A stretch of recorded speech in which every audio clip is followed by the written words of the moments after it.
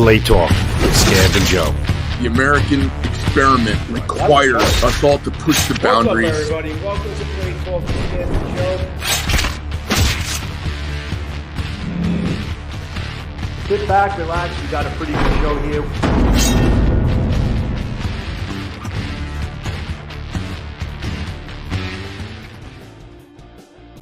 Please don't forget our U.S. veterans. Growing awareness for veteran suicide.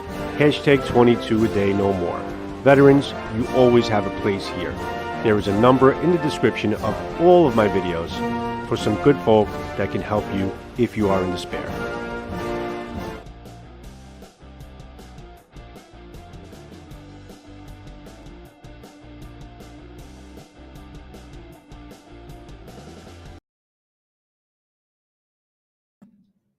What's up, everybody? Welcome to Blade Talk with Scab and Joe. Thank you for joining us for another show at Blade Talk. And it's been a while. It's been a long minute, but we're back and happy to be back.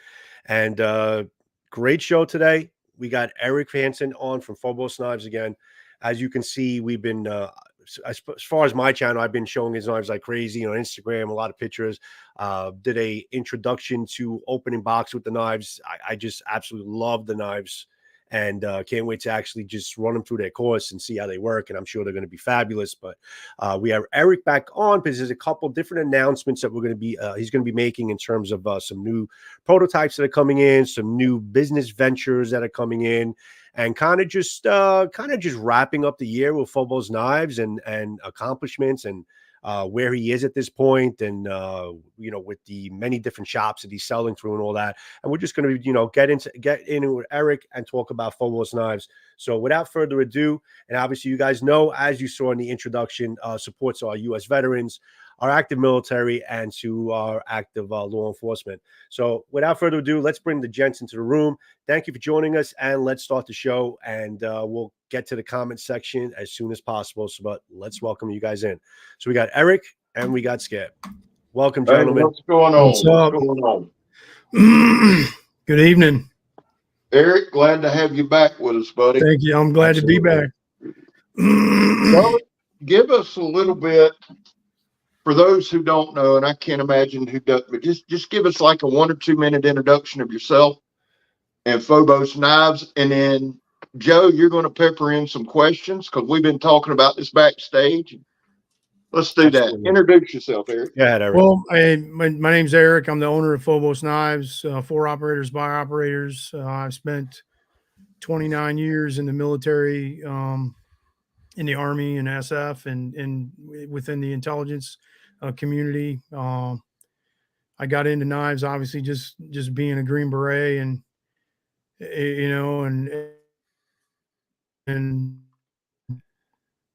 needing a good knife and decided, find some folks who could make it myself. And it kind of happened both, where I was doing it myself. And then, I found somebody, Ray Ennis and Doug Stryker from Montauk, and which that entity doesn't exist anymore, but, a couple of super good dudes.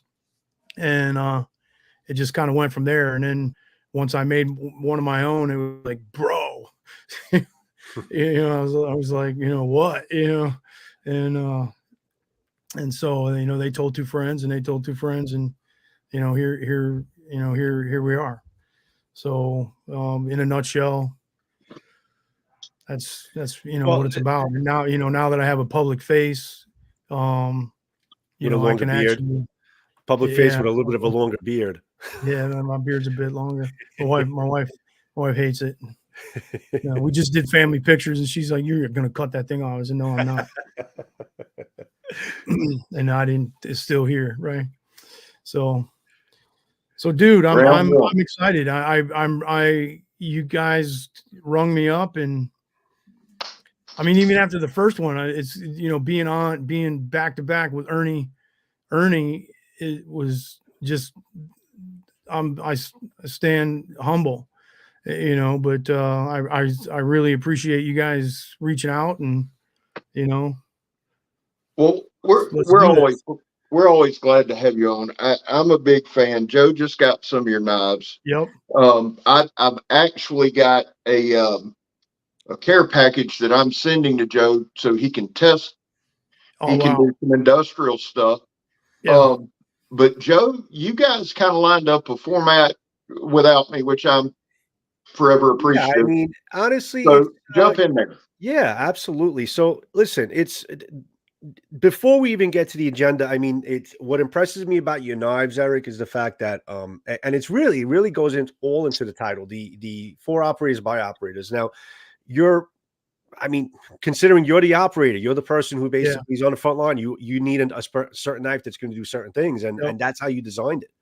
So if you I can did. just tell us in your own words, real briefly, like who are you designing your knives for, and what do you want them to do? Well, I mean, I think the tagline, producing tools for those who run the edge every single night. Right. Like just a few weeks ago, I put a post up and said, "Hey, gentlemen, for those of you getting on a bird tonight, shields and spears and happy hunting." So it that's the genesis. But in certain places, there's only a few hundred dudes. And in other places I've been on projects where there was only 10 of us. Group will have about 1,500, 1,800 dudes. The SEALs, there's 2,200 SEALs. So it's a really small community. And it's I try to, much of what we did as far as in the field or hiding out in the woods or laying up in wherever you were at, it's bushcraft. It's wood lore.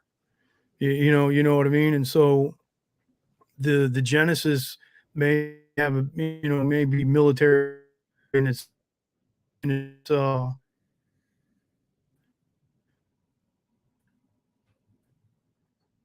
think you froze a little bit there, Eric. Well, I mean, generally, yeah. I mean, the genesis of it is military, but I think, I mean, from holding the knives it, in my hand, I think it's a little bit of everything. it It's runs utilitarian, it's across survival, it's in calm. general. It's yeah. Go ahead, Eric. I don't know if I could get you in here back again. Well, let me say this real quick while we're waiting on this. One of the knives, guys, just so you guys know, that I absolutely fell in love with is the Tier 1 BC. Now, it's a bushcraft knife, and it speaks to kind of what Eric's going. And you see a little bit of kind of that aggressive look. But I adore this knife. I took it with me to Blackie's. I used it a good bit. I use it a lot on the daily. And the thing is, I've kind of come to this point. For me, one of the big factors in a knife is ease of use, right? Because we can take the stabbing people out of it. We can do all that. But when you get down to the end of the day and you're trying to make a fire, or you're trying to make a shelter, or you're hell, if you're whittling, if you're processing, to me, it's ease of use. And this knife, to me, embodies that. And if you would, Eric, because I know you have some of these in stock, talk to us a little bit, maybe because I know you've got the minis, but tell me the thought process behind this knife. The Tier 1 BC. The Tier 1 BC. Well, yes. I mean, it was meant, BC actually means boot choil. Like I have, okay. like I was, kind of before it glitched out, I was describing the handles. Like I design all the handles so you can fight. Okay. A knife first and foremost should be sharp. And it's, guys have heard me say it in teaching in classes or even in video, a couple of videos. I said, you're in the food chain. You're literally in the food chain when you're out in the wilderness, whether it's a bear, a mountain lion, or whatever it is, or lions in Africa. Been there. But your knife at any given time may become a self-defense weapon. And so some handles may work really well for certain kind of tasks, but they don't lend themselves very well to actually fighting and defending yourself. And so that's the first and foremost, what I try to design is the ergonomics of, across your callus line, just like a screwdriver. you've never heard anybody really complain about the size of a small screwdriver because the shit fucking works. Right. You know, you know what I mean? And so, but that's, and I like Scab. I mean, you're a big dude, man. You got some mass and some heft and some strength, and you were, you know, trying to stab oak, you know, and you're not running your hand down the blade, and that's Right. It's purposely built in. The scallops, the pinch scallops, the jimping, the quillion, although it's not a huge guard, you know, it's meant to, you know, stay in your hand if you're holding it, Right. and it will, you know, it absolutely will. So Well, I can attest to that because honestly, when I first saw the Tier 1 BC on Scab's channel, and I saw the handle, now it is a little bit of a skinnier handle, and it comes in. And so now without really holding it in your hand, you can't really appreciate what you did with this, because normally, see, my type of knife in terms of the handle would be normally something like this. Okay, you see the thickness, it kind of just something that just really, you know, it just catches all the flubber in your hands, and that's usually, but when just the way you design this and the way it kind of just melts into your hand and it wraps around, and especially the jimping here, so you have basically that other grip. You have that jimping here, and also how comfortable it is right here at the pommel. I mean, it just works. It just really kind of melts into your hand. You got that generous finger choil here that you can really choke up on this thing, you know, and the handle, the jimping, the no hot spots, how your hand completely wraps around this thing perfectly. And to boot, you got this is magnet cut, right? It is, yes, you sir. got magnet cut on here, and it's an amazing knife. So this is just all around, guys. You have to appreciate the egos on this, the designs that he put in, the aesthetic. For me, I know aesthetic is kind of the last thing you have to worry about when you need to use a knife. But I love this. The aesthetics of all your knives is outrageous for me. I mean, I actually love photographing your knives. For that reason, because there's so many different angles that I could put this thing in that it looks fantastic. So from the aesthetic to the usage to the comfort in the hand to the steel choice and everything that goes along with it, and the sharpness out of the box, I mean, this is primo ready. The boys at the shop in Michigan do a great job sharpening. You know, I mean, it's like let's jump back to like the aesthetic. If you're adding some, you know, ergonomic features, everything is going to flow together. You know what I mean? If you've got some kind of clunky geometry in there and it doesn't flow, it's really it's really only going to work in a very nichey, you know, situation or angle or at a very nichey job. So I just think the aesthetics, they just kind of come with what you're designing, you know, like the Calcula. I mean, and I'm there's no naivete here that there aren't some badass dudes making some really quality stuff. I know we're not the only kid on the block. But I absolutely believe that we are right there up there at the top tier. You know, we're on the podium for sure.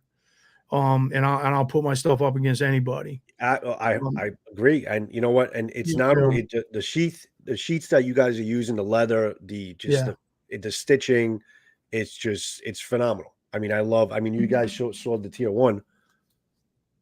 I mean, and that's the single molly, you know, the double molly, and we're coming out with a backer to go on the molly sheaths that you can stick. It's kind of like Winkler is doing the same thing. You can belt loop it, or you can put the steel clips on it so it rides a little higher. Some guys actually like it riding higher. They want it close to your pocket. They don't want any dangle at all. You know, they want it on their back hip. And I got some questions in the room, but first, Gary, Matisfaction, Scott, Stefan, BC, Gerbs, everybody, welcome to the room. Maurice, JR had asked a question. I'm going to put that on screen. He said, are you going to bring back the Tier 1 Mini? I've been waiting for one of them.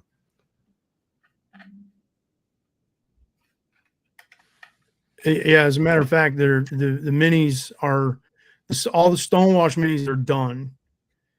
We're just waiting for the PVD minis to get finished up. They're coming back from Ion Bond, the vendor who puts the coating on for us in about a week or ish, 10 days. Now, JR will buy one it tonight should if be you a got couple it. of weeks I in the promise you minis. that.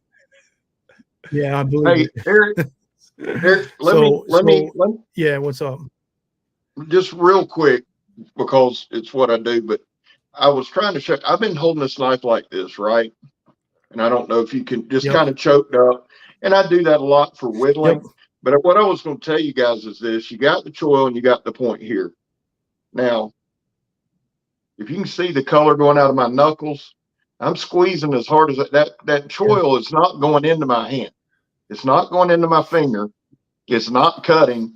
It's insanely. And the only reason I'm bringing that up is for most of us, this is the finger about cut off, but for most of us, a lot of our time is going to be spent in either some kind of close up, pinch grip, old man grip, just that choking up grip, trying to, whether you're whatever, right? But I just wanted to point that out, that the way the ergos go, it just sits there. Yeah. And it's not, I mean, there's a certain angle that I design in on the spine, and we'll get to where you're Eric, does he supply your knives, Heart of Texas Armory? Yeah, go ahead. No, I'm saying what's on screen right here. Heart of Texas. Heart of Texas is one of the newer dealers. Yeah, Heart of Texas. Neil Rogers, I think. Yeah, it's. Are they on? Yeah, I just put them on screen. Yeah, can we have can we get a link for them? So one of their dealers, maybe put it up or something. Put up a link for them, guys. They're on our webpage. Where to buy. Heart of Texas Armory is on there. We're doing a collab. I was going to get to that. I talked a little bit. We've had a bunch of inquiries since some of the videos from Blade Show, Blade Show West or Blade West out in Utah. There'll be that blade. Neil wants to do it in Magna Cut, which we will do.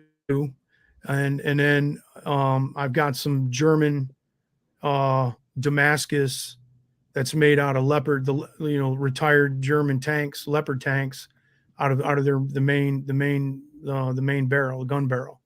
So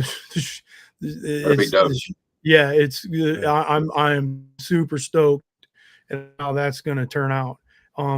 We made some a small.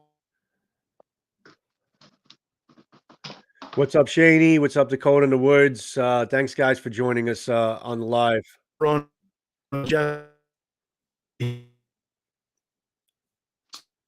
If you have a problem with the signal, Eric, just come out and come back in again, if anything. I think that kind of helped the last time. Yeah, that brought it back. Midnight, thanks for coming in, guys. Who else is in the room? Scott, thanks as always. Thanks for advertising all the live. Dude. I mean, you're amazing, bro. I mean, literally, as soon as Scott, I'm for nothing. As soon as I kind of put the live into the mainstream, I'm getting an alert saying that basically it's been added into the main calendar. But thanks, Scott. Thanks for doing all the work in the background to kind of get all our lives out there. Maddie from Faction, thanks for coming in, buddy. Much appreciated. And Eric, I'm just waiting for you to go out and come back in again because I think you kind of froze up. But one knife that you haven't gotten your hands on yet is the Alaris, right, Scab? No, I've done a couple of reviews. The Alaris is how I got in touch. Oh, you did? Eric, okay. All right. Eric got in touch with me. I believe JR sent me that knife to review. And Eric's exact message was, dude, thank you for actually using the knife and not just shitting on the design. But actually, I love the damn knife. Yeah. If you really show the blade, right here. Just the blade shape. Yeah. If you really look at that, I had that is kind of my perfect EDC. I kind of had collaborated with Cat to do that, and I've got one from Jed Hornbeak that's similar. So that for me was my first Phobos, and that might be my favorite. And it's hard to put up, but the Alaris is just something that I love. Eric's back. Eric, you hear us? He's having some internet problems. Yeah. So which one's your favorite? The Yeah, Alaris. The Alaris. Can you hear me? And for me, That was- handle Yeah, wise, Yeah, a lot of people. absolute best for me. Yeah, like Fantastic. the last Huntsman. You know, forget the young man's name. He did some. You know, he called it the tactical camp cleaver, and it's really it's really what it is. You know, and it's turned out like my wife. I got a custom one that's in the kitchen, and it's, you know, so, and guys love it, like Jared from Guns and Gadgets. This is his Tobacco Road sheath. Oh, I love that guy. You showed me that before. That's his beautiful. Alaris. But I'm still customizing his Alaris, and you know, he's like, give me my knife. when I'm done, I'm done. Just, you know, shut up. And then here's a full blown custom for Chris Correa. This is there's no jimping. There's no jimping. It's all rounded out. 17 degrees on the bevel. And this, what I like about this knife is there's a lot of flexibility in how and where you want to go with your edge. You know, I try to put enough behind an edge, you know, in between like 34 and 37 thousandths behind the edge is where I try to land, because that gives the customer the flexibility to hone it down, or, you know, to reprofile it, you know, 17, 18 degrees, where you can get things that are just, you drop that shit on your foot and you're going to the hospital. Yeah. This knife did you do 18-degree bevel on this? Yes. This knife on with an 18-degree, this is a killer. This is a killer. Right. Oh, now man, it's not. No, that's great. Now some guys who they don't want to go that light on the edge, you know, because they want to be able to beat on it. But even like the last Huntsman, he's cutting cow femur in half, you know, like batoning through cow femur. And what bevel edge did he have on his? He had 20. He had or 19. Oh, 19. Okay. Yeah, 19. Okay. So yeah, he had his was 19. Yeah, this was a 20 you sent me, I believe, right? If you it's either 20 or 18. I can't remember what I did with yours. Okay. It's either 20 or 18. But you know, like Legions or whatever, I'm constantly doing you know, custom work. I don't because of the Parkinson's. I've had to take, you know, to essentially take some time off for the last, but now we've got the meds, and I've literally just started regrinding in the last, you know, 6 months or so. Like even like my youngest son was down in the shop, you know, helping me, you know, last couple knives that I did, just making sure that I was okay, you know, because we finally figured out my meds, you know, situation. I mean, I'm having brain surgery, you know, three procedures in January, but, you know, so hopefully all that, and I can get back to doing the shop full time, you know what I mean? So hope to God, so that yeah, definitely. It's just been a very, the journey is, because there's a lot of unknowns, you know what I mean? So anyway, not you know, not to be morbid, but you know what, also, since you're talking about the customs, and that's one of the things in the agenda that we were speaking about out of the live, let everybody know what you're able to do in terms of customizing. Like, what requests are you able to take from people in terms of your knives? Yeah, well, I mean, I've got we just took a couple of actual like full blown custom orders, but and I do that very, very sparingly and it's very rare because I don't have the time to do that shit anymore. You know what I mean? We're doing much bigger runs, which we're gonna tone that back a bit. But I don't have, where I was 4 years ago is not where we are today. We Lamnia, the largest distributor in Europe, just took us on. Heine Heinke out of London is coming on board. There's, so we're actually growing. It's just, so it's even been a struggle for me to do social media, because of there's so much where I used to answer every message, talk to everybody like every single day. And I just I can't do that anymore. You know what I mean? I don't have the bandwidth to,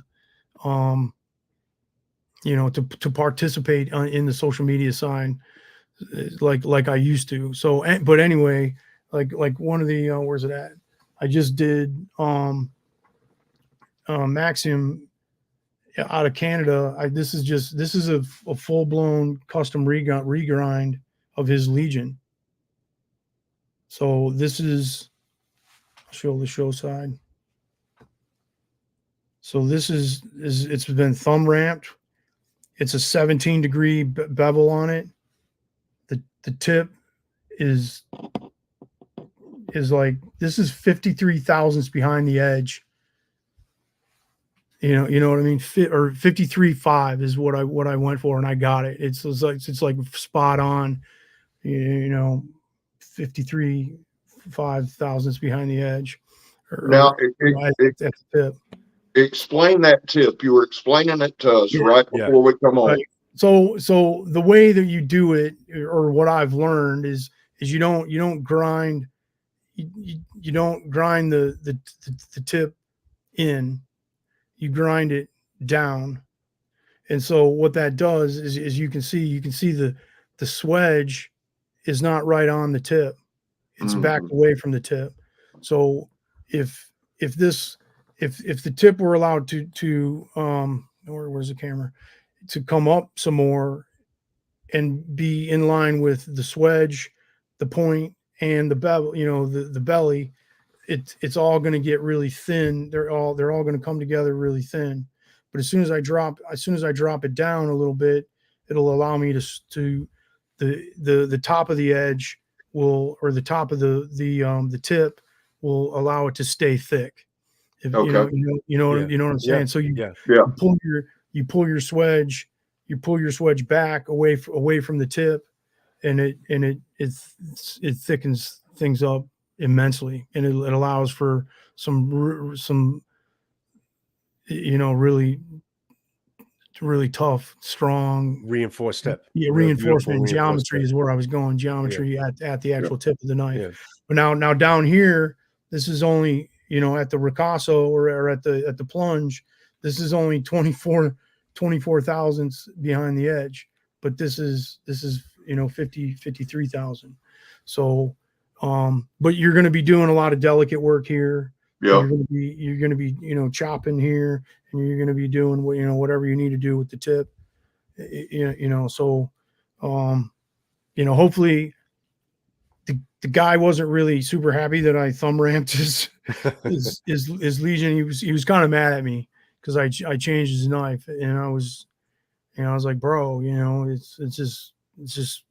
it's part of the process. It's a regrind. If this were the original blade, starting from scratch, like I only have one original blank or Legion blank, and that's like a Gen 3 CPM 154 at, like, the originals we did at 58 or 5960. Then the second run we did with Mike, we did like another 160 of them. They were 60, 61. And then I like CPM 154. I like it hard. I like it like 62, like, and you know, sometimes, well, it can get chippy. Well, if you cryogenically stabilize, excuse me, CPM 154, it'll stay tough. At least it has the way we temper and heat treat. It's worked out well for us. So, So Eric, this is actually one of the announcements you wanted to make. So and we were going to probably save this for next one, next second to last. But since Garen kind of just brought it up, he had said, I have a question for Eric. Does he have any plans to venture into folders? yeah. So do you want to tackle that? Yeah, that's fine.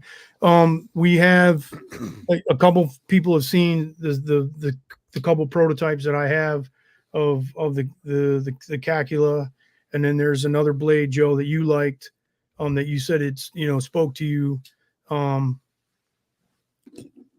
I've kind of run around on the naming convention with that, you know, the Taurus, or, you know, the one from the Yes. other company from Off-Grid, Correct. the Scorpion. Well, the one folder, the picture that you said, I like that one. That one, it's going to be the same, you know, body as this, Okay. but it'll have a different blade. Okay. But so we're in the pipeline at like our OEMer is White River. You know, not everybody knows that, but they're, you know, I was looking when I was introduced to them, it was, you know, I was looking for a major league manufacturer like that has this, you know, good reputation. They're pretty much on time, on target. I mean, we've blown through a couple of timelines, but you know, it is what it is when you're doing larger runs. But the Kamangas are just like John Senior, you know, John Junior, Matt, like even you know, Susan or Suzanne. I think it's Suzanne. Yeah, they're just really good folks. And you know, I know where we're at, and some of the complexities that I design in, and you know, like hand grinding and using a file and round file and flat file to put in your Persian wedge on your custom knife is very different than doing it with them than doing it with the machine. You know what I'm saying? So, or you know what I'm saying? So having a company that has the right equipment, the know-how, and the patience to be able to replicate what you make in a custom, they're it. I mean, you know, the Kamangas, them boys, they make a knife. You know what I mean? So I feel I feel blessed to you know, have been introduced, and you know, and I think we were introduced to them for a reason, you know, because it's just a good fit. It was a no-brainer. You know, it's like, so we're in the pipeline to do our first USA made folder with them, but that's making a folder it's hard. It's not easy. It's tough. Sure. You know, you need some specialized equipment, which is expensive.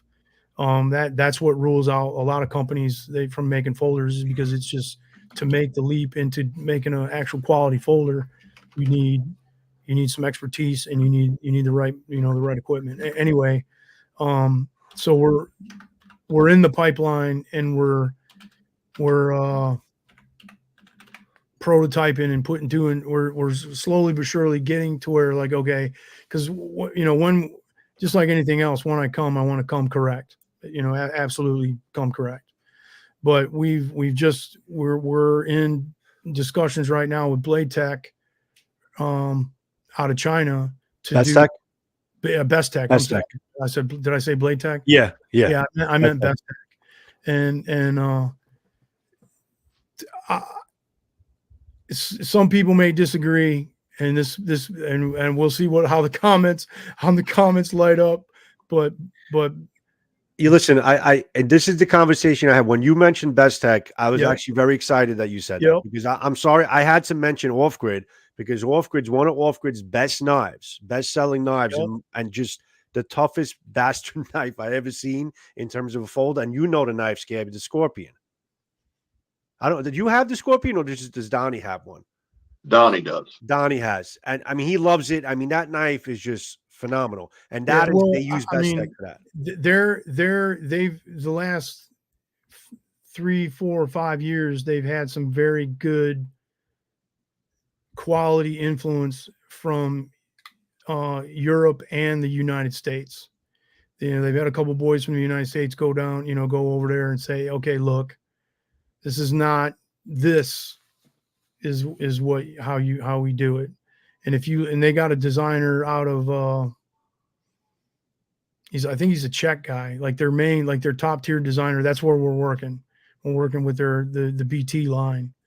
And so again, it's not about being Gucci. It's just about, this is what we bring to the table. So but and what I was starting to say was the rival, or not the rivalry, but the argument that they're, it's depending on who you talk to, and they're in the folder world, their name comes up as one of the premier folder makers on the flipping planet.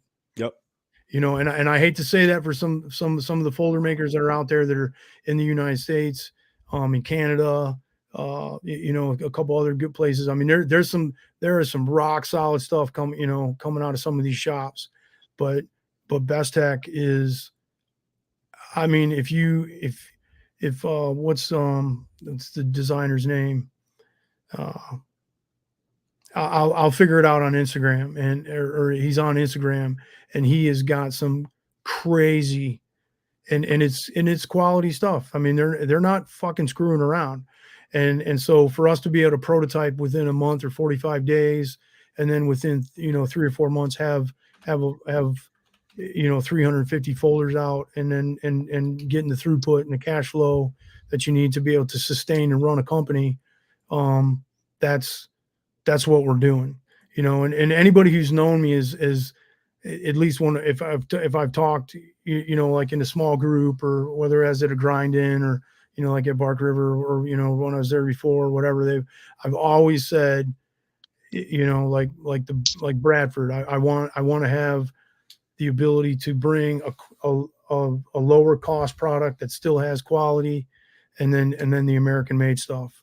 And so, talking to John Anton and, some icons in the industry, they're like, dude, your designs are phenomenal, and you not being afraid to go over there is going to do nothing but be good for you. And I was like, I don't disagree at all. So, that's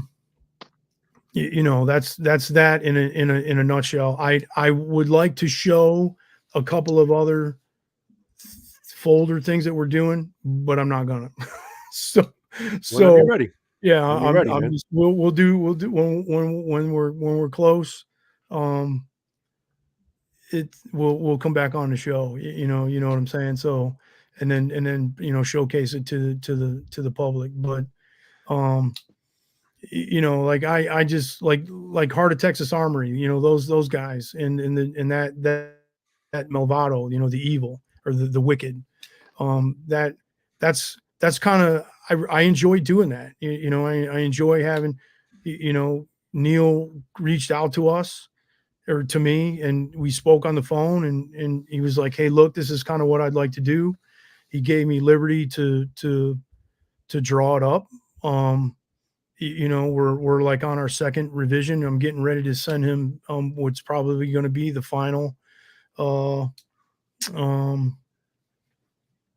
version of where it is. It's going to be in Magna Cut. It'll also be in Damascus, and Nice. it's a 3 1/4 inch blade. It'll be about a 7 inches long, and it's probably going to be under 5 ounces. It'll probably be right what I'm, in the CAD, it's coming out at about 4.8 1/2, 4.8, 4.9 ounces. So it's going to be a super light EDC blade that you can use to open boxes, or just if you just want to carry it as a self-defense blade, that puppy will do it. And really what it is, it's an Alaris handle. I've had such a good response with the Alaris is the omni positional combat handle.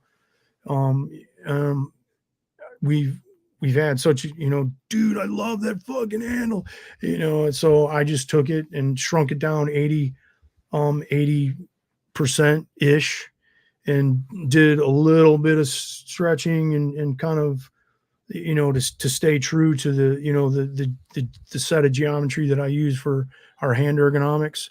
And the fucking star is born, and you know what I'm saying? It's gonna turn out. I think it's and they're selling it exclusively. They'll sell it through their gun store or their e-commerce footprint. But yeah, they're good people. Check them out.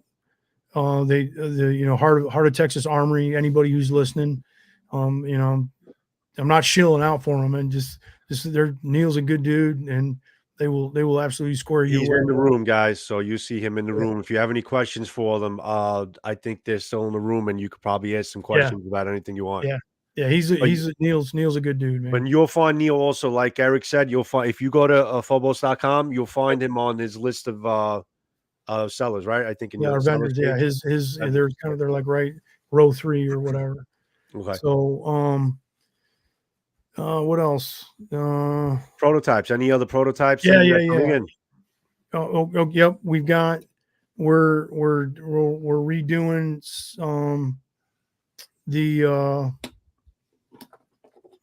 some of the karambits to be more CCK, the concealed carry knife esque. I've gotten some feedback. One of the units in Sweden is one of the special operations units is actually using one of the knives.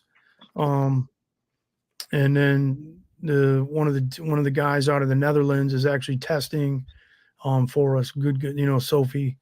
He's on social media. You can chat with him. You can hit him up. He'll tell you.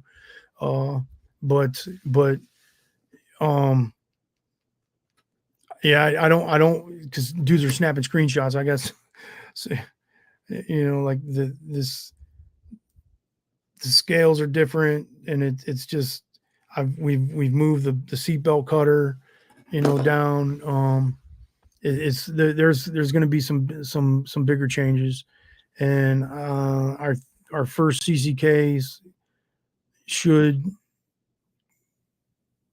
and maybe midsummer this year. We've kind of worked it out with the guys in New York, of getting that one done. The El Pats, where I was at before with Kevin Fournier and Metalness out of Escanaba, and up in Gladstone, next, right there in Escanaba.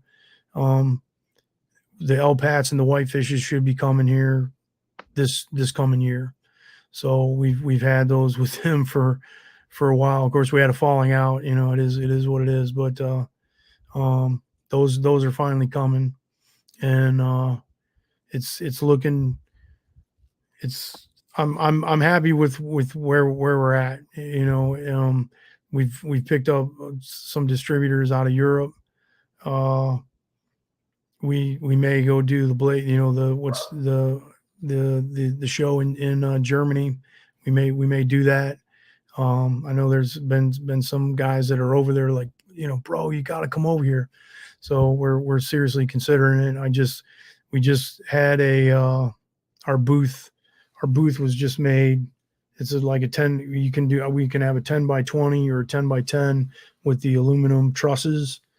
We just had one of those made, and I'm wrapping my truck and, doing all the advertisements and getting ready to start going to these shows consistently and getting part of, getting into that part of the, what it is to be a knife company in the United States, So, we just came back from Blade West in Utah, and it's not a huge show, but it was, my wife went, our VP of sales went, his wife went, we were right next to Wicked Wax, and, with Fred and Jamie, and we had a flipping blast, you know what I mean? And we're doing a partnership with Wicked Edge.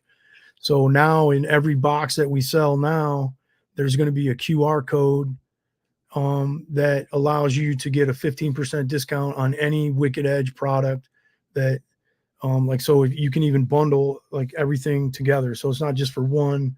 So if you bought a sharpener and you bought extra stones or you bought whatever, you get 15% off, you know, through going through the Phobos QR, and we don't get anything from it.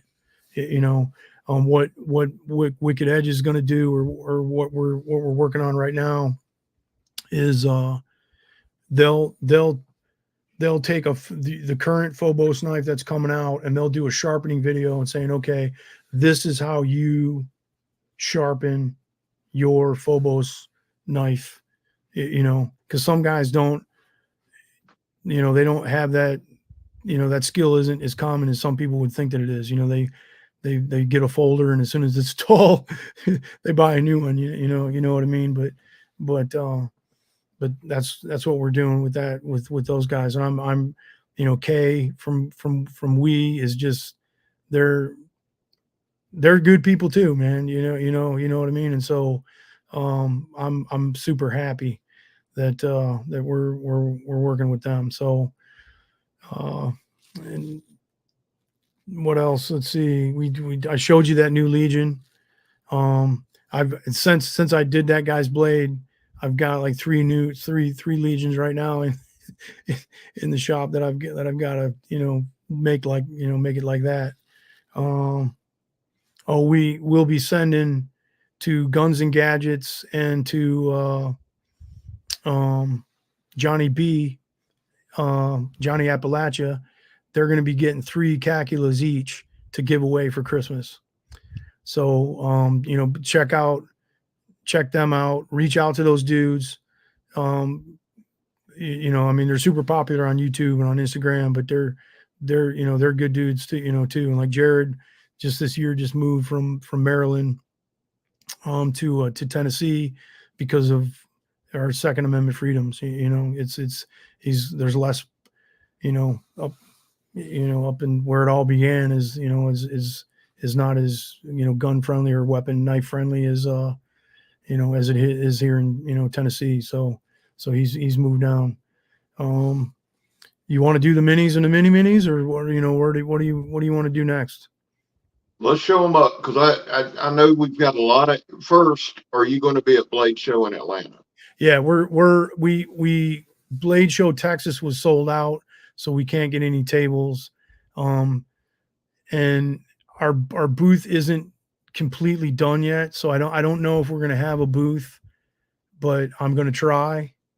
But we're definitely going to have some tables at Atlanta. Good. Well, we can run up there. That I was asking for me, not anybody else, really. Okay. Well, let's go in order. Let's do minis, and then let's do minis. Okay. It looks Is like that Joe good wants with to you? talk Calcula. You want to talk Calcula? Joe's behind on the conversation. Joe, you're muted. Never mind. I was showing the Calcula because somebody said show the Calcula, but yeah, we were talking about the giveaways. Before we, I'm glad you did that, Joe. Before we jump to the minis, the Calcula was actually a folder, or designed to be, and that's why you have that hole there. Correct. Okay. Well, I get asked that a lot. Yeah, right. So like the cutout that's in the you know, above the ricasso, that's even been redesigned. Like, you know, people think that it's all aesthetics, and there's part of it is some like that, but that's been leaned out a little bit. And then the cutouts, in the inside of the Calcula on the tang have been redesigned as well. So the next Calculas that come out will be a Gen 2 Calcula, and it looks even more. But you know, but explain what the Calcula is, Eric. Well, what I designed that knife for is an EDC self-defense blade, flat out. Yeah. Everybody who's reviewing it is, because like I've had a couple guys like, Eric, I'm not a Cali guy. I don't do karambits. all I do is bushcraft. So I said, well, then show what you know. You know what I mean? You know, because again, it goes back to a knife first and foremost should cut. And that doesn't, whether that's paper or wood or, chicken wire or, another human being or, whatever it may be, it should cut. And then, when you're preparing for something, you only have so much time and money. And again, I think I've said this before, with you guys, you prepare for most likely and most dangerous. So Yes. what's the most dangerous thing you can do with a knife is fight with it. Be in a knockdown, drag out fight for your life. And that's what this knife is designed to do, is to give you length and slash, to give you a very pointy tip during slash or upcut, to be able to penetrate. It's 4.4 inches. It's you can get this thing down to 17 degrees. You can get your Calcula down to 17 degrees, and it'll cut people. They walk by it and it'll cut them. So it's very light. It's under 7 ounces with the cutouts. And especially with the carbon fiber, I think it's like down at like the low 6 ounces instead of 6.8 or 6.9. And it's, and what I consider a self-defense blade is I'm going to carry a slip joint or a folder razor or something like that to cut boxes or to cut stuff. But I'm going to sharpen this knife and it's going to go in the sheath and it's not going to come out until I need it. It's kind of like your pistol. Right. But it's important. It's important to distinguish that, because we live in a day and age where some fuck nut will get on there, and he'll break it by batoning it with a baseball bat and doing something it's not intended to do, and then it's a bad knife. Now, I test every knife the same way, demonstrate it the same way. It goes back to skill set. But I just wanted you to touch base on that, on what it's made for. Yeah. If you use the damn thing for what it's made for, it works well. So, but even like our, it's CPM S35 VN. Yes. When that steel first hit the market, it was basically a folder steel. It wasn't really meant to be abused, or it's known for being chippy, right, and snapping fixed blades. But if you, just like anything else, if you heat treat it right, and I believe that we have it down pat, and the Kamangas and White River has CP or C, it's S35 EN down, like rock solid down. So the melding of the minds there with John Jr. and myself, and okay, how do we do this? Guys have been beating the dog shit out of their Calcula. I haven't had one come back. Yeah. And that's the, just like we just picked up a new dealer out of a rifle store out of Florida. Their name's not coming. He's going to be mad at me, but they, one of the questions that was asked was like, do your knives, what's the return rate on your knives? Like DLT, out of the several thousand knives that I've sold through DLT, one knife. And that was because the gentleman he couldn't get his head wrapped around the handle. He just didn't like it. The tier one C's, I've had four of them come back, but only 2 of them were like legit. Like the other 2, you could tell that they were like beating it on. It's like, dude, but 4 out of 300 or 360, 346, I think was a run, and then like a handful of test blades, but to only have 2 knives come back that's well, I love your choice. I love your choice on the Mikado. I love your choice on the liners. I just love the jimping is just non-aggressive. It's just so comfortable. It looks aggressive, but it's not. It's got melted down, right? It's got such a, if you got, let me just try to get a close up on the screen here. I know I had one towards the end. I mean, look at that. You know, it's just, it looks like it may be great, but when you finally put it in the hand, it just really, your thumb Right. just melts into the hand. Right. And you could really, I'm kind of really pushing, like, scared out with all my Yeah. might, might, and I can't find any pain. So if you're really forcing this on, using this like really hard, there's no hot spot, there's nothing. I mean, it's Yeah. just, that's what I'm saying. Yeah. I mean, listen, it's a self-defense knife, a survival knife, but I can definitely see using this knife in a camping ground. You're trying to build a fire, you're Well, like slicing up some Eric wood. Eric know? Outer, Eric Barber, Yeah. Eric Outer from Outer Limitless. He was like, bro, he says, I took my Calcula camping with me, and he's a reviewer. Yeah. Eric's a good dude. Yeah, he's that He's dude. a designer as well. Yeah, that dude's off the fucking chain. He's a good dude. Because we spoke the other night, and he's just like, he's just a great dude. Yeah. We will do a ton of stuff with Right. Eric, with Outer Limitless for sure, absolutely. But he's legit. Like, I mean, he doesn't go out in the backyard. He takes his kids, he goes on a trip, you know what I mean, and he does it. And he does it for real. So, Yeah. and he came back and he's like, bro, I tried to break my Calcula, because I'll tell all these guys, or it's like the last huntsman, Gabriel was his name. I tell him, I said, dude, use bone antler, try to chip the edge on bone antler, cow femur, aluminum stock, like Phil EDC is chopping, using his tier 1, his BC to chop aluminum block.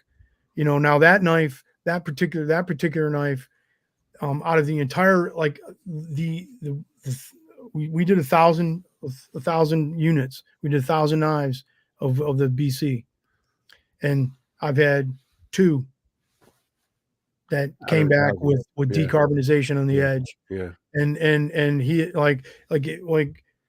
I mean, you can read about what decarbonization is with steel and how it kind of flakes away like a cracker, but usually that's only from 1 to 6 microns in. It's very, very minimal. Now it can make the surface of your blade look like shit. Like if I have a picture of Phil took magnified of his edge of his BC, and like MagnaCut is getting the reputation to decarb, but most people, they freak out about it, like, oh my god. And Phil was like, look, I've reviewed 3 knives from 3 different dudes or 3 different companies all in MagnaCut, and we had issues with this. But if you resharpen, once or max twice, it's a non-issue after that. I just to answer your question, Short Sharp, I know you had asked, and I think I'll put on the screen. This is from phobosKnives.com. This is his suppliers of that sell his knives. So if you want to just take a look and see if there's any companies that you deal with there, it's on screen. Go ahead, Eric. I'm sorry. Yeah, you're good. And so Phil was chopping hickory, axe handle, antler, and was getting the microchipping, the decarbonization on the edge.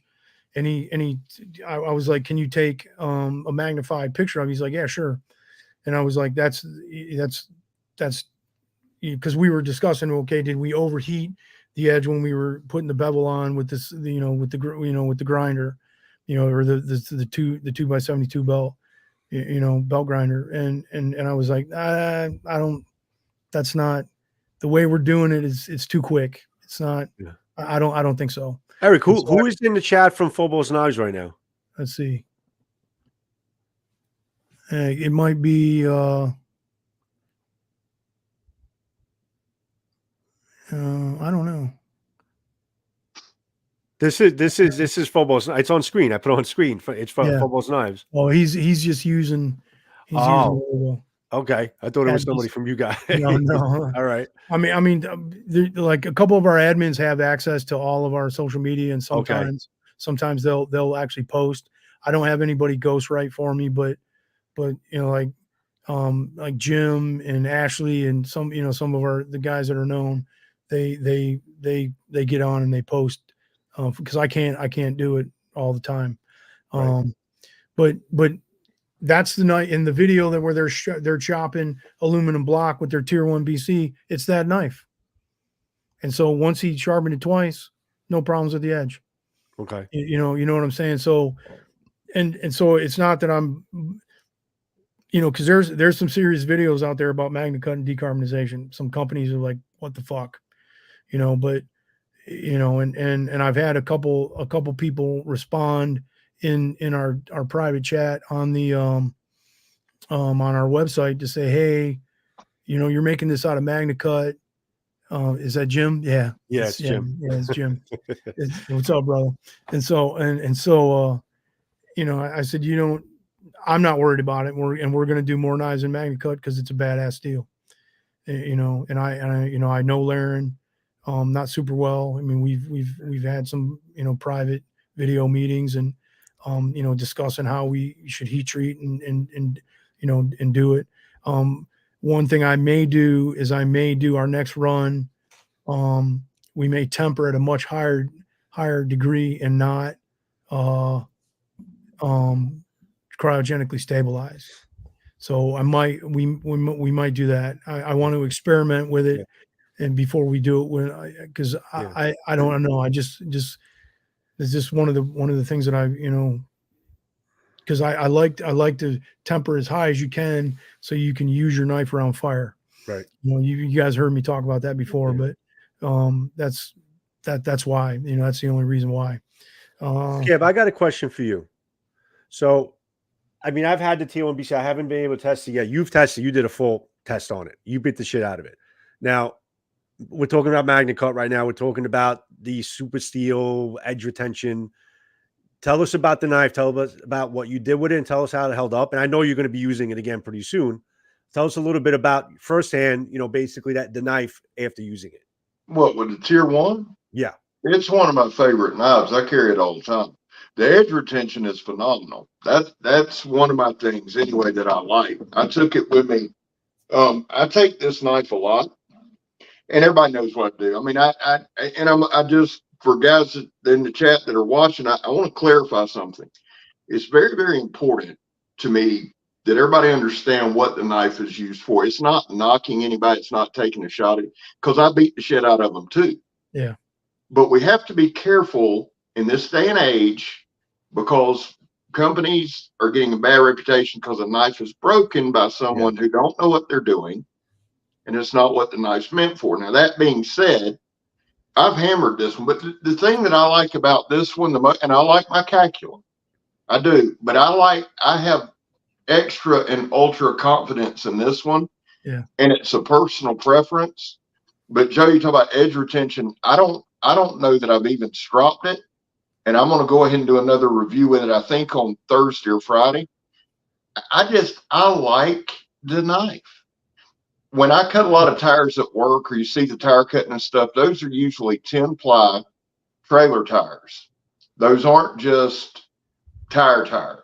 Yeah. When the wood that I use when I baton is the stuff from the box store. It's because here in Florida we got a lot of soft stuff, but I always go to Home Depot or Lowe's and I'll get that shit that's petrified. So when we're batoning, we're doing that through knots. I just, if I'm being 100% honest, this is probably my go-to fixed blade when I know I need a knife. Yeah. If that makes sense. Yeah. I'm a huge fan of this one. Yeah. And I like the Calcula, but this one, and ever since I've used JR's Alaris, I love the Alaris, but this one's probably the one that rides with me.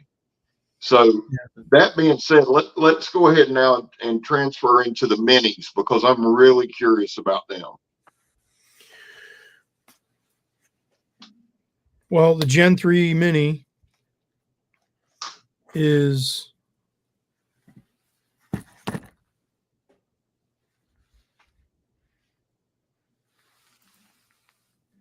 right there.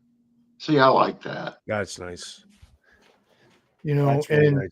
the original Mini the Gen 2 Mini, not you know, that it will fit inside this, Yeah. even though they're exactly the same length blade, exactly the same handle hole, and so if you wanted the Gen 3 scales, you could put them on your Bark River, you know, the Collab Mini, Yeah. or you could put it on the Gen 2 Mini, you know what I mean, and so what, and this knife is even lighter. It's got the cutouts. It's got you know, the cutout and the ricasso, and it's coming in at I think it's five and a half with the carbon fiber scales. It's coming in under 6 ounces, and Now, that's Eric, yeah. go ahead and address that hole, because as soon as you send me one, because I know you're going to, as soon as I get it, here's what somebody's going to say. Yeah. Inevitably, well, that's a weak spot. I Yeah. feel that's the fail. Address that for us, please. Well, in the reality of that statement, it's a weak spot is true. You know, anytime you have any less uh material there, it's going to be weaker. Like some guys say, you know, jimping, like my knives, I've snapped a handful of knives, they've all snapped right through the jimps. Jimping makes a knife weak. Well, that's bullshit. Yeah. You know, and if you look at when I first came on the scene, if you look where I put my screw hole, I've never had, out of the thousands of knives that I've made, I haven't had one knife that snapped through this space, this screw hole, and the jimping. Not one. Now, somebody's probably going to go out there and prove me wrong, but I've never had a knife snap through there. You know, and we've made like the tier 1C, and it was even brought up with the tier 1C. Well, that's a weak point. The jimping in that quarter size hole that you're putting in your knife, because I use standoffs. Yeah. You know, and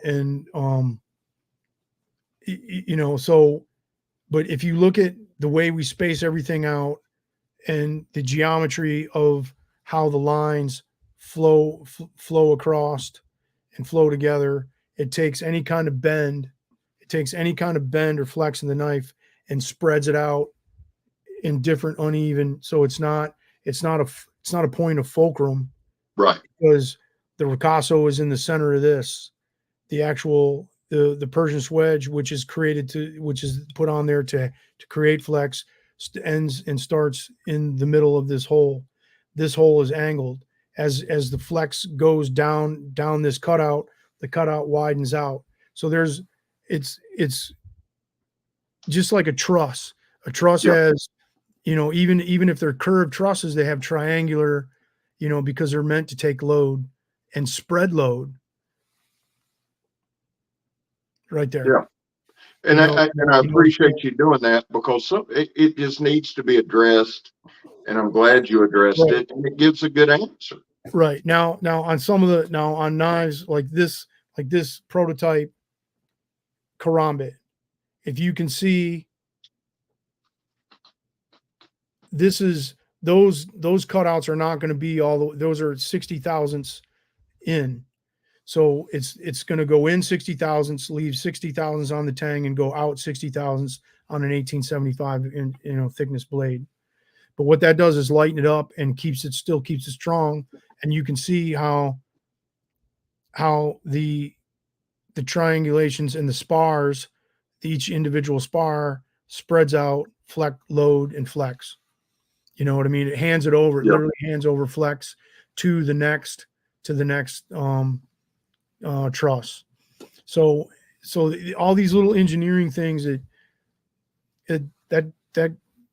like guys in the Facebook group that know me, that chat with me and consistently, that this shit's designed in. You know, it really is. It's not just for aesthetic, and you can tell, like some guys, they'll cut out a knife, cut out the tang, and make it super light, and you can tell it's like, dude, what were you thinking when you did that? That is gonna snap. You know what I mean? You can look at our cutouts, and you can know that, wow, that's, even though that's cut out, it looks tough. And one of the biggest complaints that I had with the Mini, and what really drove, and I truly do listen to the customer within reason. You know what I mean. But was that the Mini was fucking heavy. It had full thickness scales, 310 thickness scales on it. So they're full. This is a full thickness handle. You know what I'm saying? And G10 is not light, and G10 liners, like the reason I put G10 liners on all of our scales is because they're strong. G10 is strong, dude. And we use a steel standoff. So if you were batoning with this knife or your Calcula and you hit and you have to come back on the backside to baton across, you could literally hit on the scales and not bend the screws or not bend the pins, because we're using stainless steel on the standoffs that go through the scale, through the knife, into the next scale. So there's a piece of stainless steel that's holding it there. And I think our torque, the flex, the tensile strength is like 140,000 newtons. I'd have to go back in and look at the McMaster car at our references for the strength of our standoffs. But and where that came from is my experience of batoning with, and using a knife in the woods in the military, and as a Green Beret up in the mountains, batoning and bending my fucking scales and like, fuck, what the fuck do I do now? Yeah. I just fucked my knife up. You know what I mean? And so you live and you learn. It's like, okay, how do you do that? And then talking to my dad and talking to guys at Dana, in Toledo, the heat treat there, like, okay, how do you create something with differential metals and differential angles and shapes and use a standoff? And that spreads load through your product and gives you strength on both sides. So the knives are made for baton. Well, you can, yes. That's why I do that. I mean, literally, that's why everything has a G10 liner, except the G10 scales themselves, because they're not gonna flex. Right. Now my Carta is tough, and it's if you want gripability, go with my Carta. If you want a scale that's going to stay or keep its aesthetics, keep its color, not stain as easily, be tough as woodpecker lips, look like it looked like when you bought it, G10. Yeah. And if you want then you can put wood or elder, whatever, but you gotta maintain that, so that's the new Mini. And what what you're saying with the cutouts, and I've only had a couple people ever even question, like with the BC and then with the MKB7, and it's like, hey, look, you're not using a full thickness tang. I was like, do we really need to? So the MKB7, when it comes out this year or then 2024, it'll, instead of being a 1/4 inch thick, it's gonna be 20, because it's gonna be 3V. Yeah. Right. And then we may we were thinking about doing it in a stainless steel, but we don't have the capacity to do, I wanted to do a 20 thousandths for the military, or not 20 thousandths, but 0.20 thick, and then a quarter inch thick for the bushcraft world, because like the customs that I've done in the MKB7s, like Jim, who's on, he's got one of the MKB customs, and it's a 1/4 inch thick. I love that knife. Mm-hmm. It's one of my, it's one of my favorite knives. But we're going to do it in only 0.20, so it's lighter and it'll have cutouts. So and that's because more guys will want to carry it, because it's not as, it's not this boat anchor on the side of your hip, Yeah. So let's see, where's the Minis now with the Minis and the mini Minis.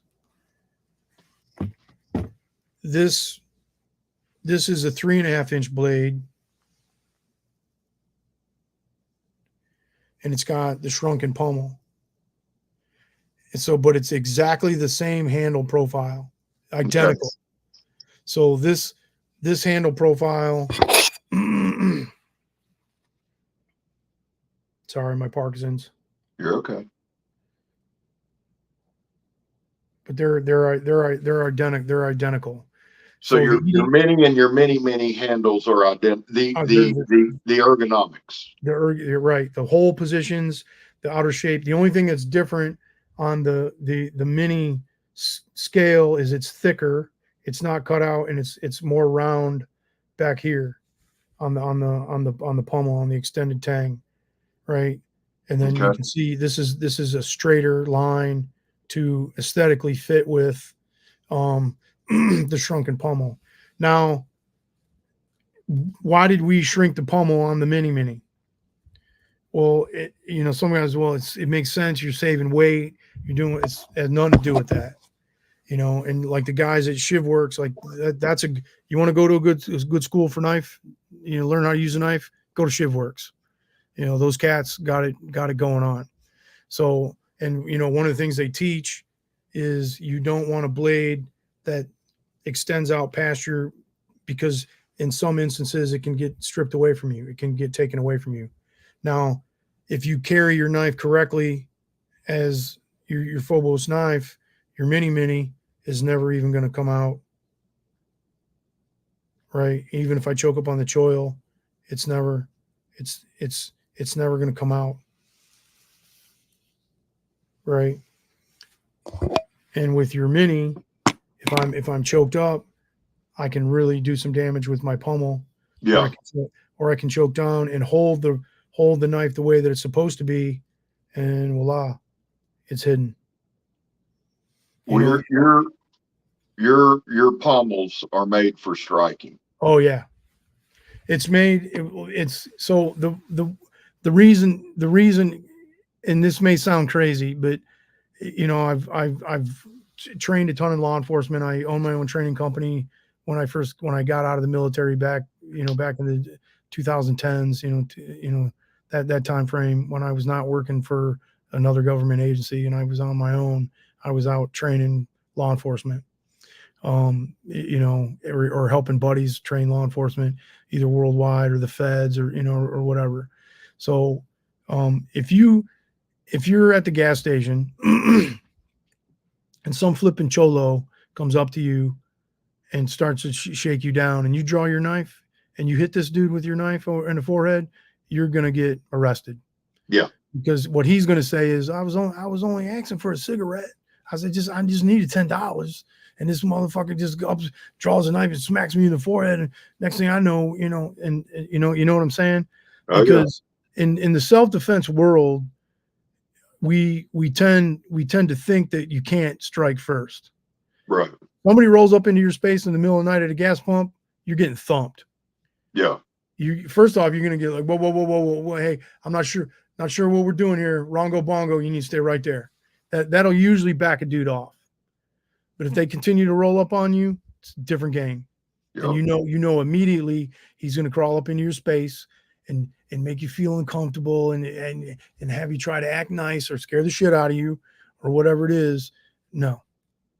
That's when it's like, okay, I just told you not to come in my space and you did, you're getting thumped. Yep. You know what I'm saying?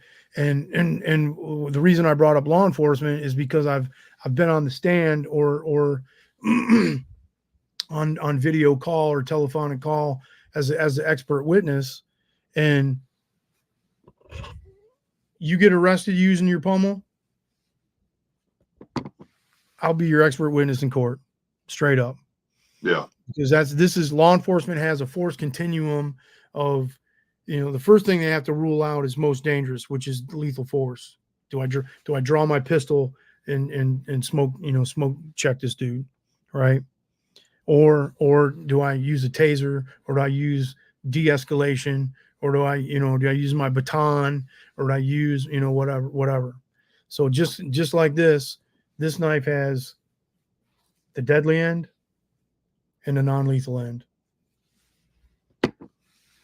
You know what I'm saying? So that's what it is designed for, is to actually, in a self-defense situation, be able to use your pommel. Yep. And I challenge anybody,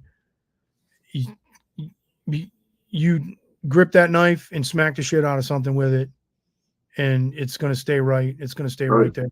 Didn't we hit an oak pallet with it? I know we did. Yeah. Yeah. Well, So, and here's the other thing about it, though, Eric. With your pommel, it's not in the way. no, It's not in the way. it's not. Like I've had some guys say it's going to poke them in the ribs, and No. which is fine. You know, it's to But each it his does. own. I can attest that the thing is, and there's a particular knife I'm looking at. I'm not going to show it because it has no bearing here, other than it has an elongated pommel that's not really done well. It gets in the way. Yeah. This does not get in the way. Right. The Calcula that Joe's holding, it does not get in the way of using the knife. And again, that's what I was saying at the beginning. Yes. When you kind of froze up, it's the user friendliness of your designs that makes it a big deal to me. And you've seen pommels like go the other way, or like the lanyard hole being up on top. If you have the lanyard hole on the bottom and you put tension on it, it's going to roll the knife in your hand, right? Yeah. So there's a reason why this pommel is swept upwards, is as I move across or as I counter, and there's a reason why it's straight down here. So I have a 90 here, and as I grip or I grab or I torque, and I can control, I can use it for control, or I can slip through and then use it for control. Does that make sense? So it's not going to get caught up. It's going to slip through, and now I can use it for control. Yeah. So even the pommel, you may think it's just, it looks cool. It's really designed. It's designed to function. And when you're literally on the ground rolling around with a dude and you're fighting over a fucking knife. Yeah. You know what I mean? Absolutely. So now I don't have any trainers. We had for Blade West, we had, I think, 5 non-beveled trainers. But they all went out. I don't have any of those with me. What you will get, the bevel trainer is a Kydex inside the waistband, meant to be carried appendix or right on your belly line, right on your buckle line. It's meant to carry this knife, your mini, and the mini trainer. Now, some people will say, why didn't you just make the mini with the leather? Well, we were figuring out our leather vendor, and at that particular time, we put in the order with 3M, with 3M leather, out of Fort Wayne, or not out of, they're near Fort Wayne, out of Indiana. Phil and his wife Nikki, we put the order in with them, and that's just how it worked out. So it's from, you'll be able to get, if you want the EDC inside the waistband Kydex sheath that's super concealable, you'll be able to get that on our website. But the leather, this is our 5-inch combative sheath, and your mini fits in the small. Like this is the combative sheath that's designed for the mini. Mm-hmm. But the mini fits in it. Okay. And then the larger combative sheath that was designed for the mini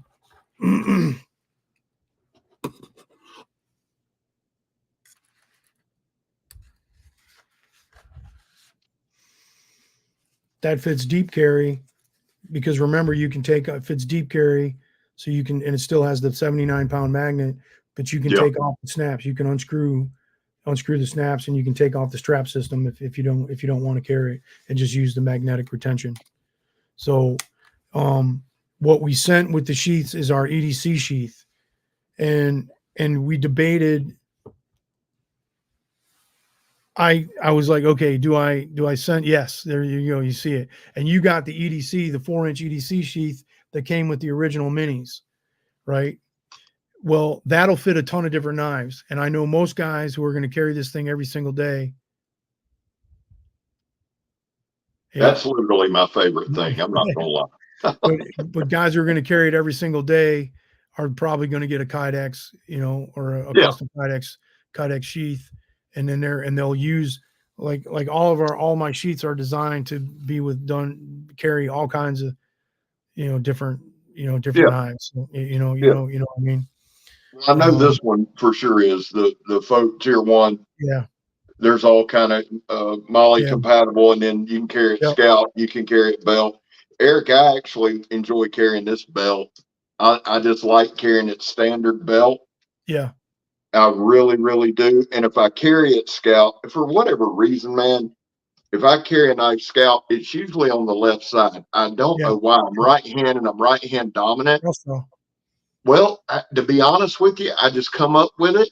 Oh. But the enjoyable thing about this, now the Calcula, the sheath you're talking about here, and typically living in Florida, I like Kydex, but I love leather, right? Yeah. Yes. But the leather just kind of fits your knives. Yeah, that's what I'm talking about aesthetically. I mean, it's like when you think of your knives. Now, I know for some of your guys who are still in the community and operate those, they may not, but like for me, for an everyday outdoorsman, I mean, dude, it's just a good aesthetic. Yeah, Joe's got a better. I mean, they're aesthetically pleasing and they're highly functional. Like just like I agree. I like leather brings a lot of versatility. It does. And it's kind of like an old school, thing. You know what I mean? If that's even, Yeah. but it's just a good vibe to it, man. But the Calcula also actually has a contour sheath that looks very much like the Alaris.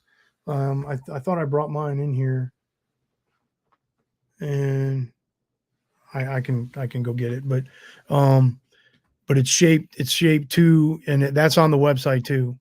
But that fits the Calcula great.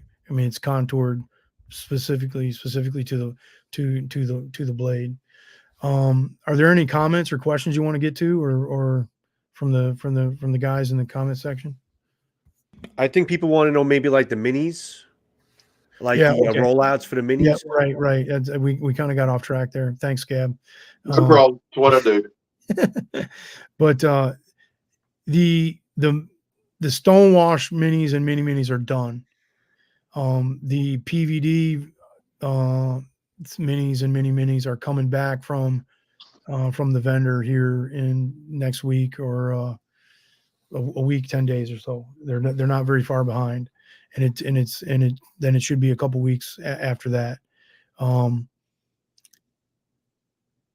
We're trying to figure some things out on whether we deliver or not. Like Jason Toon from DLT's like, I want my knives. You send me my fucking knives. Fair enough.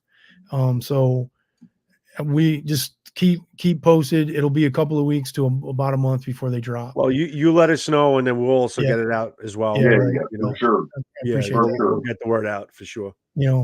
So that's pretty much it for the minis and the mini minis. Other than the handles, we've got carbon fiber with red liners. We have G10 black with red liners. We have camo with red liners. We have G10 OD green with orange liners. There's natty natural micarta with black liners, and they're all in all the colors. We weren't originally going to do all the EDC scales, all the colors, but we decided to do all the colors across all the. So if somebody wanted a set, reach out to us or Vega, and if you want the full set, we can get you a discount. I don't exactly know what that is yet because we're not done with, but it's probably 10 or 15%, maybe. I don't know yet. But if somebody wanted the full set where they wanted a bevel trainer with the EDC Kydex sheath, the Tier 1 mini, and and the mini, because that's going to be,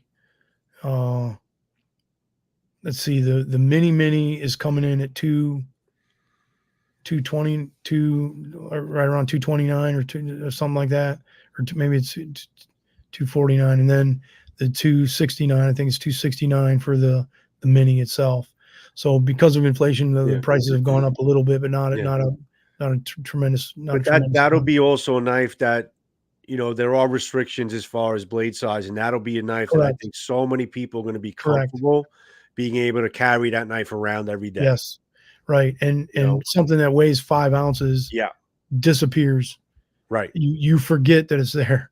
Yeah, because there's always going to be the people, including Scab, who prefer a fixed blade to carry a fixed blade over a folder every day, because there's so much more you can do with a fixed blade that you can't do with a folder. Right. And to have also something that size that's a little bit more convenient, that goes in your pocket, comes out, works, goes away. I think for that, and at that price point, I think it's people going to get a lot of use out of it.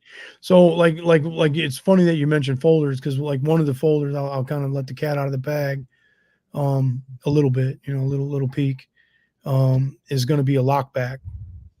Okay. And and the reason I want to do a lockback is because if you're going to make a strong, hard use folder, it should be a lockback. And so philosophically, the reason behind that is, if the situation were to change, like I carry my folder every day in my pocket, and then all of a sudden, and it's really the only knife that I trust or that I got or whatever. If the situation were to change, if it were civil unrest, or you had to go out and you wanted to carry that folder, what you're going to get is you're going to get a pouch, so you can carry it folded. It'll have a clip, so you can carry it in your pocket, and it'll come with a sheath.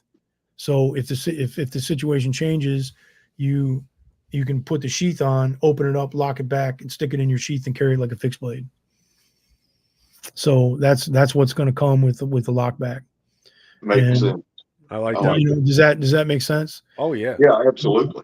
And I've talked to some guys like, dude, that's a lot of stuff, but it's and the essence of what a folder is, I want to be able to draw it and then open it with one hand. And a lockback, not everybody can do that with a lockback. You have to use two hands to open it up. But but you can't get a stronger blade if you really got into a knockdown drag out with a folder, or if you truly train with a folder, that it doesn't take long beating on a 6-inch on a totem pole, or that you're going to wreck 2-3 really good hits with most folders, and they're fucking done. They're toast. Right. You know what I'm saying? Counting on a folder as a self-defense blade is naive. Right. I would say that will it work? Yep. If you're so technical and you're ginger and you can hit, but like even in Iraq, some of the little brown guys out there that are 145 pounds soaking wet, if they were non-compliant, it still took 3 dudes to subdue them. You know what I mean? If someone is absolutely non-compliant, there's a reason why there's 6 cops on them trying to take them down, because one dude ain't going to do it. You know what I mean? And so if you think that you're going to knife fight, or like knock down, drag out with some dude, and there's always the comments, well, I would use a gun, I would run away. You're right. But if in that instance where you were cornered and you had to count on your folder, that's the time you're going to be thinking, man, I should have brought my fixed blade. You know what I mean? So, and the genesis of the mini was from one of the customers, like saying, hey, I originally made the mini was made 4 inches long because it was going to be a 4.5 inch. It's like the Calcula, a good fighting blade. I like 4.4, 4 4.5 inches, or in between maybe 5.8 and down, or 5 3/4 to 4.5 inches, I think is a good blade length, but we made the Mini to be New York compliant for New York City, and now you can't even carry that in New York anymore. No, Yeah. you can't carry any fixed blades, Yeah. unfortunately. Not even the size anymore. Fixed if it's a fixed blade, you can't carry in New It's York. out. Yeah, right. It's just what it is. And New York City, New York City. If you go upper New York, upstate New York, and stuff like that, more in the woodlands, they don't give you an issue. We're talking about more into the Yeah. city realms, the Long Yes, Island. I'm literally talking New York City, right? Correct. Yeah, Correct. yeah, NYC. right. So but Jesse, one of our legionnaires, he was like, hey brother, and he's kind of drew up a rough Mini, and he was like, can we shit can the Pommel? I was like, no. Yeah. No, the day you need that Pommel, you're gonna have it. Yeah.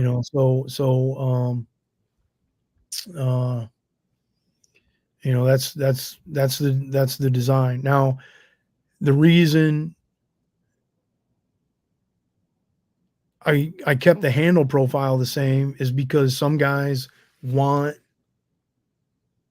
the full thickness handle, and some guys are going to want the EDC handle for lightness. And I will be honest with you, I was not, and everybody that has tested the prototypes so far, and there's no videos yet. The everybody who's handled the minis and the mini minis, all like almost for almost two a person, they like the full thickness handles on the mini, Yeah. and the EDC handles on the mini, on the bigger No. knife. I can't explain it, and I'm exactly the same way, and I did not expect that to happen at all. You know what I'm saying? So it was kind of out of the blue, get hit in the head with the baseball, so but so I like the design, the Calcula kind of became my go-to, but I'm going right back to a mini with the EDC scales on it. That's what I'm carrying now. Eric, real quick, do you have any plans of working with any other steels that you aren't working with right now? What do you mean steel, like different types of steel? Yeah, Anything in the future? Yep, for the full in the US, we'll probably stick with Niagara and CPM. Okay. The CPM stuff. But with Best Tech, we're gonna go M390, and then maybe on a lower price point, we may use D2. Everybody they like D2, but M390. I've talked to John Jr. from White River. We talk quite a bit. And M390 is a bitch to grind, and I and the couple of times that I've actually grounded on, had the pleasure of grinding on it, it's tough. It's like M4, but so they don't really want to use it, but so for the first folder with Best Tech, it'll be an M390 steel, and then we'll branch out from there, because I've never heat treated it, so I want to experiment with it. I want to make, just like any of our other stuff, when we come, I want to come correct. And I say that, but I mean it, so I'm still learning, M390, and throughout the next probably 3 or 4 months, we'll be doing more with it. So we know what we're getting ourselves into with this folder coming from overseas. So, good question. And I'm, it's not really loaded. That came out of the blue. So Eric, is this the company is this Heart of Texas? I know the guy. His name is what? Justin? No, it's Neil Rogers. Neil. Yeah, he's in the chat helping everybody out. I figured let me show his page. Yeah, this is his page, guys. Heart of Texas. Yeah, they're not screwing around. Neil and his crew, they're good folks, and I'm not shilling for them. It's just, and the way we met is I will scour the internet to see who's buying our stuff. And then I'll reach out to him. I reached out to Neil and I was like, hey man, how can I help you? You know, he was like, holy shit, no brand has ever called me. It's Right. And that was the genesis of our relationship. And then, and then they bought and sold some Calculas and some PCs. And, hopefully I really wanted to go to Texas and show off the Alaris because that's a barbecue. That's an outdoor. I mean, it's like Gabriel said, it's a tactical camp cleaver, but, He's got a lot of brands. yeah, they're not screwing around. He's got a lot of brands. Yeah, they're not screwing around. So God damn. All right, good stuff. yeah. So yeah, you can't go wrong, whether it's a pistol, or a knife or whatever you need as far as EDC with those guys. I mean, and there's a lot of good vendors out there, and we have a personal relationship with them, of course, but they truly are gonna square you away. Yeah, I want to show the other folders, but you said you weren't. So just dude. You said you weren't. That'll be another show. It'll be another reason to have you on there. Yeah, let's do that on another show. I'm excited for it. Yeah. Eric, give me a few. We're about the 9:30 mark, man. Give me some parting thoughts because time flies. I just kind of looked up and thought, holy shit, it seems like about 20 minutes. Yeah. Give me a couple thoughts. Tell me what you want people to know about you and Fobos Knives. Oh, wow. I really, a lot of people say they make this or they make that. I truly believe that we make some of the toughest stuff on the fucking planet, flat out, hands down. And, we will back our stuff, and, you're not gonna, like all the dealers, Blue Ridge and whatever, they said, nobody returns your knives. I've got like DLT, they like Jason Toon, he watches his internet analytics and he goes, dude, nobody in their 70s buys knives like yours except your knives. He's like, I guess old timers buying your stuff, so I think the proof is in the pudding, and we're, it's a heart and soul product, family owned business. Yes, we OEM. That's because I don't have a $10 million shop. You know what I mean? But it's to my spec, and you can ask John Senior or John Junior or Matt or even Suzanne. They're I am a pain in their ass. I'm because I know what I want, and I know how to do it, and I just think we absolutely do it right. From our sheaths to our heat treat to to all of that, and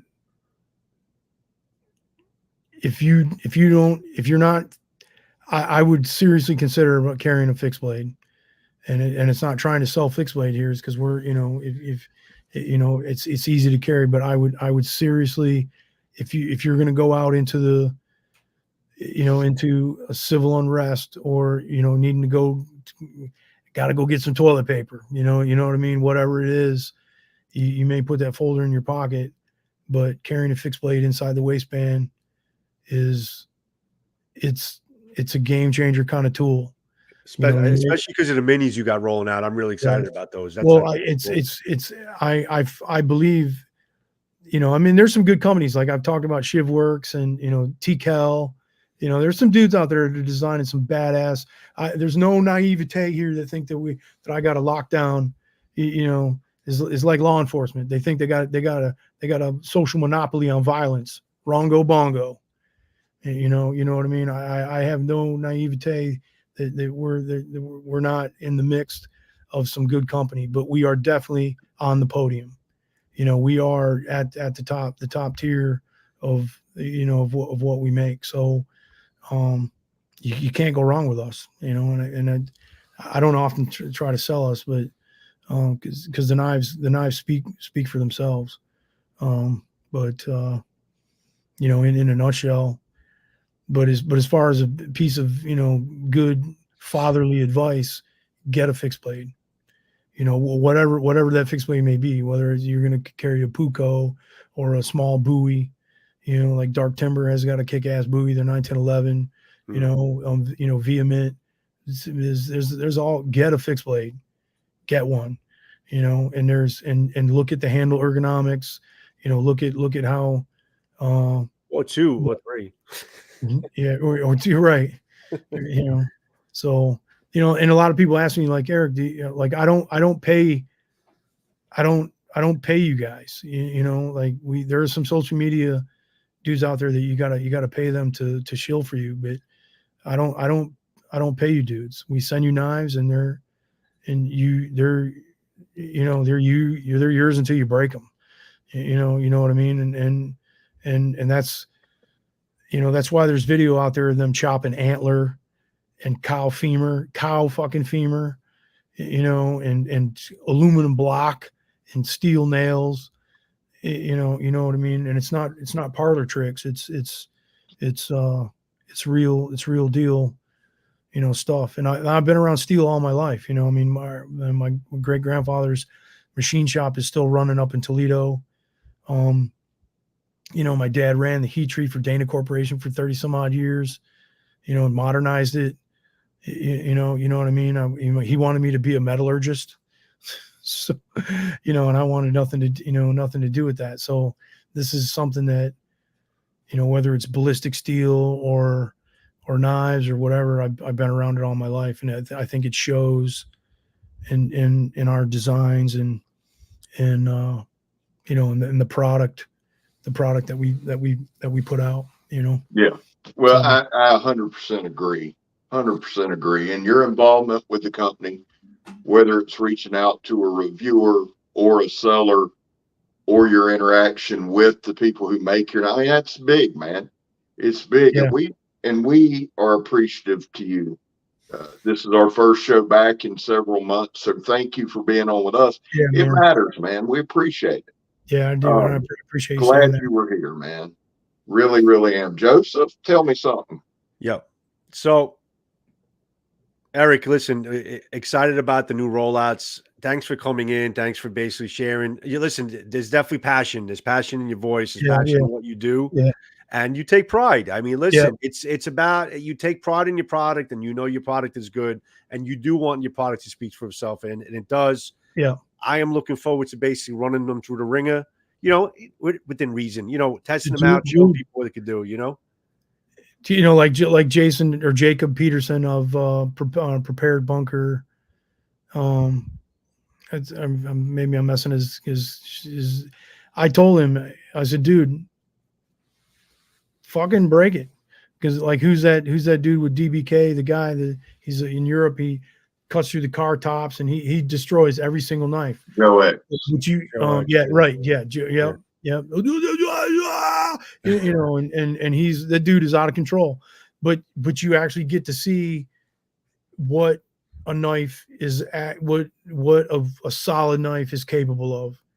Some of this, and we've got some knives going to DBK. We're just trying to figure out an address, a good address with the Dutch boys, and then we'll be sending the BC and more than likely an MKB7 prototype to that dude. Right. And I'm going to dare him to break it. Right. You know what I mean? And so, cause if anybody can do it, he can, he absolutely destroys knives, but you know, you want a knife to, it may bend a little, it may tear, but you want a knife that's not going to snap on you. That's not going to have hunks of chips come out. You know, like some people come back and they say, well, I got this little chip. That's fucking bullshit. No, it's actually not. Anything that's 5 or 7 or 10 thousandths thick is, you know, you can sharpen it out and put. Now, if you've got a 1/2 inch or 1/4 inch of your blade chipping out, you got some problems. You know, or your blade is snapping in half, you got some problems. No, I agree with you with that. You know what I mean? Yeah. No. You know, because like in an apocalyptic situation, you could literally take your knife on cement and grind it back to a fucking bevel and still have, now it's not going to cut paper, but you'll be able to kill somebody with it. Right. Yeah. You know what I mean? You'll be able to defend yourself with it, or you'll be able to brute force your way through a steel door or something. You know what I'm saying? So these are the things that literally go off in my head to say, okay, when I'm heat treating this or we're making this, you can do this with it. Right. You know what I mean? So it is what it is. I wish I had trainers to show, but I don't, you know, and I apologize to you guys. But that's it. You saw the new custom regrind Legion. You know, I've got several of those in since I showed some pictures of that. Yeah.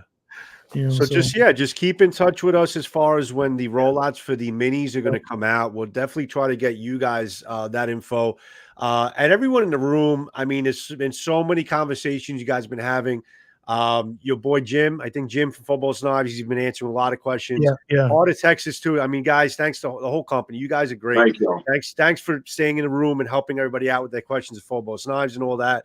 And I appreciate each and every one of you that came into the room and really stuck with us through the whole Blade Talk. And mostly positive compliments, Eric, about your knives, about being happy to be presented with them. They didn't know, basically, you know, they would like them so much and how they look and all that. So a lot of good positive feedback in the chat room, which is great. And I appreciate that from all you guys. And Eric, that's it. Thanks for coming in, man. And the door's open when we have to come in again. We got some new announcements. Let us know. Anytime. All right. Almost Very good, guys. Have a good night, guys. Thank you very much, and I appreciate it. And guys, on both our channels, we got some rollouts for the knives for Phobos Knives coming in as well. And have a great and stay in the room, Eric. Have a great evening, everybody. Thanks for joining us on Blade Talk. Give me one second. Yes, go ahead.